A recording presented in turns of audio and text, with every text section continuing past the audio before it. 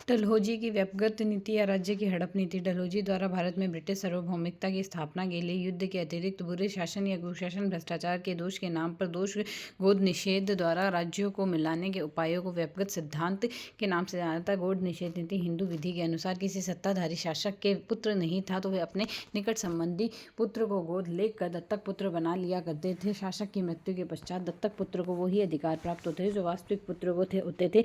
डलहौजी द्वारा भारतीय निसंतान शासकों को गोद लेने से रोक दिया गया क्योंकि उनका मानना था कि ऐसा करने से उनके राज्य आसानी से ब्रिटिश साम्राज्य के अंग बन जाएंगे। डलहौजी द्वारा गोद लेने के स्थान पर सर्वश्रेष्ठ शक्ति द्वारा व्यक्तिगत का अधिकार स्थापित किया गया क्योंकि जो शक्ति अधिकार देती है वह ले भी सकती है। सतारा 1848 में व्यक्तिगत सिद्धांत के अनुसार सतारा प्रथम राज्य था जिसका विलय किया गया। राजा अप्पा साहेब ने कोई पुत्र नहीं था। उनके मृत्यु के बाद उन्होंने कंपनी की अनुमति के बिना ही अपना दत्तक पुत्र बना लिया। डलहौजी ने इस गोद लेने की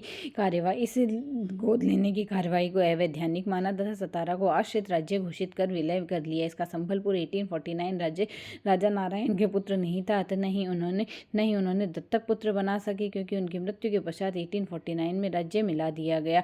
झांसी 1853 में लॉर्ड हेस्टिंग ने पेशवा की पराजय के बाद झांसी के राजा रामचंद्र से संधि कर उसके पुत्र और उत्तराधिकारियों को यह राज्य अधीनस्थ सेवाओं की शर्तों पर दे दिया। राजा की मृत्यु के बाद कंपनी ने राजा के वंशज गंगाधर राव को उत्तराधिकारी स्वीकार कर लिया। गंगाधर की मृत्यु के बाद रानी लक्ष्मीबाई ने दामोदर राव के दत्तक पुत्र लिया तो इसे डलहौजी ने स्वीकार कर झांसी को फरवरी 1854 में अंग्रेज साम्राज्य में मिला दिया। नागपुर 1853 में राव रघुजी तृतीय की मृत्यु के बाद रानी ने राजा की इच्छा अनुसार यशवंत राव को गोद लिया, लेकिन डलहौजी ने स्वीकार नहीं किया और इन्हें बड़े मुख्य कपास उत्पादक राज्य को 1854 में अंग्रेजी साम्राज्य में मिला लिया गया। जेतपुर 1849, बघार 1850, उदयपुर 1852, तंजौर 1855 आदि राज्य भी व्यक्तिगत के सिद्धांत के अनुसार ब्रिटिश राज्य में मिला लिए गए। डलहौजी की इस नीति का शासकों ने विरोध किया था। कुशासन और भ्रष्टाचार का आरोप और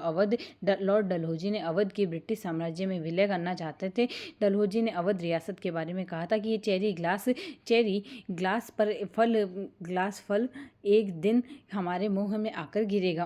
उसने ब्रिटिश रेजिमेंट को राज्य का दौरा कर रिपोर्ट देने को कहा, जिससे नवाब वाजिद अली शाह के विरुद्ध बढ़ा चढ़ाकर प्रस्तुत किया और कुशासन का आरोपी बताया। डलहौजी ने नवाब पर कुशासन व संधि भंग का आरोप लगाया। वह 13 फरवरी 1856 को अवध को अंग्रेजी राज्य में मिलाने की घोषणा कर दी। इस प्रकार 1757 से 1856 के मध्य युद्ध, छल कपट और कूटनीति से कंपनी राज्य की सीमा उत्तर में तिब्बत तथा चीनी साम्राज्य तक, दक्षिण पूर्व में बंगाल की खाड़ी के तटों पर उत्तर पश्चिम की दरों तक छूने लगी थी। भारतीय शासकों की आपसी फूट व आम जनता में राष्ट्रीय चेतना के अभाव ने अंग्रेजों को सफल होने के योग्य बनाया। 1857 की क्रांति का स्वरूप, कारण व परिणाम। ईस्ट इंडिया कंपनी ने भारत में आते ही आर्थिक शोषण व राजनीतिक हड़प करना शुरू कर दिया। उनकी हर नीति का उद्देश्य धन की प्राप्ति व साम्राज्य का विस्तार करना था। उनके इस कलुषित उद्देश्य से भारतीयों में भय व असंतोष बढ़ा। भारतीयों का असंतोष भिन्न भिन्न भागों के विद्रोह के रूप में प्रकट हुआ। इसमें 1806 में वेलोर, 1824 में बैरकपुर, 1842 में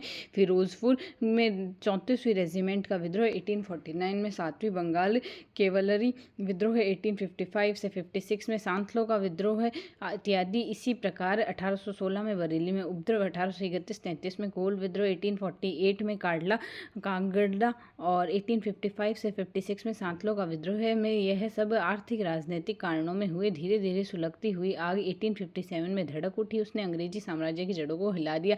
1857 के क्रांति के कारण कुछ इतिहासकारों ने सैनिक असंतोष व चर्बी वाले कारतूसों को 1857 के स्वतंत्रता संग्राम का सबसे मुख्य कारण बताया, लेकिन यह तो केवल एक चिंगारी थी जिसमें उस समय विस्फोटक पदार्थों को राजनीतिक, सामाजिक, आर्थिक व धार्मिक कारणों से एकत्रित हुए थे आग लगा दी और यह दावानल का रूप धारण कर लिया। राजनीतिक व प्रशासनिक कारण, अंग्रेजों ने साम्राज्य विस्तार की नीति से भारतीय रियासतों पर प्रभावशाली नियंत्रण और इन्हें धीरे धीरे समाप्त करने की नीति ने लॉर्ड वेलेस्ली की।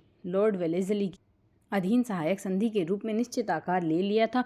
लेकिन अधिकांश राजनीतिक कारण लॉर्ड डलहौजी के शासनकाल में व्यक्तिगत सिद्धांत से पनपे थे, जिसमें झांसी, नागपुर, उत्तर उदयपुर, सतारा, बघा, निजाम, मैसूर, मराठा आदि और कुशासन का बहाना लेते हुए अवध का विलय, जो अंग्रेजों के प्रति हमेशा वफादार रहा। अवध में सैनिक असंतोष तेज हो गया। अंग्रेजों ने कई भारतीय जमींदारों के साथ अपमानजनक व्यवहार किया व इनकी भूमि को छीन कर उन्हें नाराज कर दिया। भारतीय मुसलमान अंग्रेजों के से इस कारण नाराज थे क्योंकि अंग्रेज मुगल सम्राट बहादुर शाह जफर के प्रति अपमानजनक व्यवहार करते थे। बहादुर शाह की मृत्यु के पश्चात बादशाह पद को समाप्त करने की लॉर्ड कैनिंग की घोषणा, एलन बेरा द्वारा बादशाह को भेंट देनी बंद करना व सिक्कों से नाम हटाना तथा डलहौजी द्वारा लाल किले को खाली कराने की बातों ने मुसलमानों में अधिक और अधिक रोष उत्पन्न किया था। अंग्रेजों की शासन व्यवस्था से भारतीय संतुष्ट नहीं थे। अंग्रेजी न्याय व्यवस्था और उनके व्याप्त भ्रष्टाचार एवं लूट खसोट ने भारतीयों में असंतोष बढ़ा दिया था। 1833 में के चार्टर एक्ट में